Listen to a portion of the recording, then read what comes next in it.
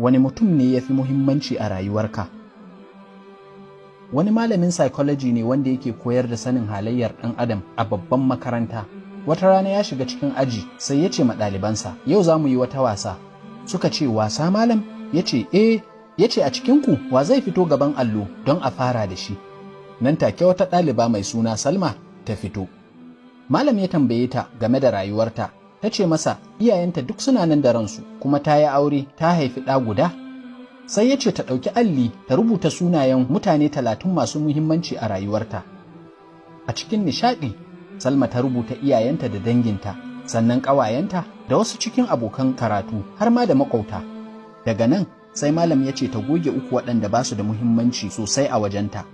Salma ta goge sunayen 3 daga cikin abokan karatu. Duk aji aka sa ido ana kallo, ana nishaɗi da dariya.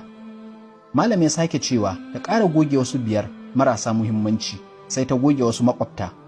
Malam ya sake dawowa ya ce ta goge wasu a hankali sai da ya rage saura sunaye 4 kacal daga cikin 30 ɗin da ta fara rubutawa.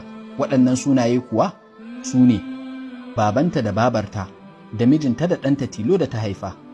A nan ne fa ɗalibai gaba ɗaya suka natsu, suka gane cewa ba fa wasa ce malam yake koya musu ba, karatu ne mai muhimmancin gaske. To, sai malam ya kalli Salma, ya ce ta goge sunaye 2 daga cikin 4 nan da suka rage. Wannan zaɓi da kamar wuya. Salma ta yi jim, hannunta yana rawa, ba a son ranta ba, idanta ya cika da ƙwalla, ta goge sunan babarta da babanta. Sai malam ya ce, ta ƙara goge 1. Haba, sai Salma ta fara kuka. Malam ya ce, bismillah, duk aji ke ake jira. Daga ƙarshe dai, ta goge sunan ɗanta tilo, wanda ba ta da wani irinsa a duniya. A nan ne sai malam ya ce, ta koma wajenta ta zauna. Duk aji aka yi tsit ana sauraron jawabin da malami zai yi. Can bayan wani ɗan lokaci sai malam ya yi tambaya, ya ce kun san me yasa Salma ta bar mijinta kuma ta fifita shi akan kowa da kowa har da iyayenta da ɗan cikinta? Duk aji aka ce a'a. Ya juya ga Salma ya ce mata, ki tuna fa iyayenki su ne suka kawo ki duniya kuma suka rene ki har kika girma. Ɗanki kuma ke kika yi cikinsa, kika sha wahalar laulayinsa har kika yi naƙuda kika haife shi. Bayan nan kuma kika rene shi. Iyayenki da ɗanki ba za ki iya sake waɗansu ba har abada, amma miji dalili yakan ɗauro ki canja shi, to me yasa kika fifita mijinki a kansu?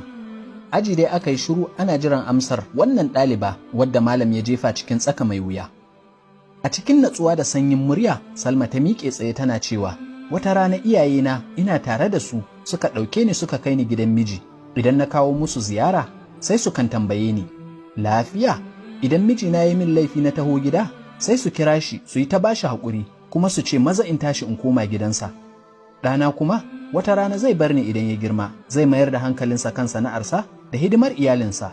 Mutum ɗaya ne zai ƙare rayuwarsa tare da ni, shi ne mijina. Kuma kafin ta ƙarasa maganarta sai duk ɗalibai suka ɗauki tafi gaba ɗaya saboda yadda ta burge su da faɗin gaskiya babu wata kwana-kwana. Bayan da suka natsu sai malam ya ce, to wannan shine darasinmu na yau, kuma takensa shine wani mutum ne ya fi muhimmanci a rayuwarka.